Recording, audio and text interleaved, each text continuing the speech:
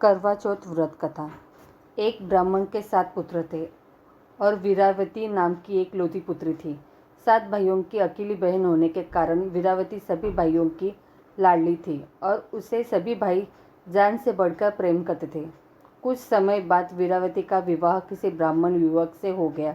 विवाह के बाद वीरावती मायके आई और फिर उसने अपनी भाभी के साथ करवा चौथ का व्रत रखा। लेकिन शाम होते होते वह भूख से व्याकुल हो उठी।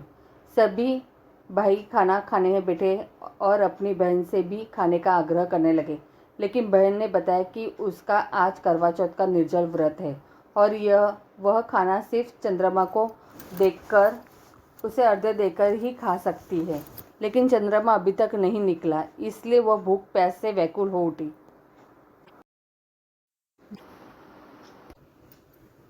वीरावती की यह हालत उसके भाइयों से देखी नहीं गई और फिर एक भाई ने पीपल के पेड़ पर एक दीपक जलाकर चलनी की ओट में रख देता है। दूर से देखने पर वह ऐसा लगा कि चांद निकल आया है। फिर एक भाई ने आकर वीरावती को कहा कि चांद निकल आया है, तुम उसे अर्घ्य देने के बाद भोजन कर सकती हो। बहन खुशी के मारे सीढ़ियों पर चढ़कर चांद को देखा और उसे अर्घ्य देकर खाना खाने बैठ गई।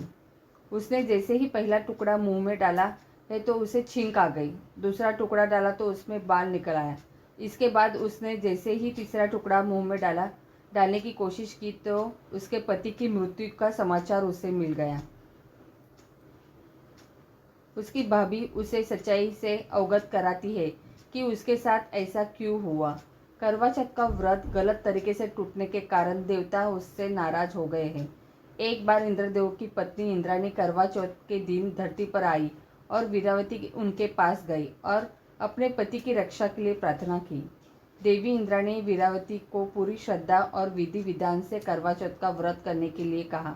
इस बार वीरावती पूरी श्रद्धा से करवा चौथ का व्रत रखा। उसकी श्रद्धा और भक्ति देखकर भगवान प्रसन्न हो गए और उन्होंने वीरावती सदा सुहागन आशीर्वाद देते हुए उसके पति को जीवित कर दिया।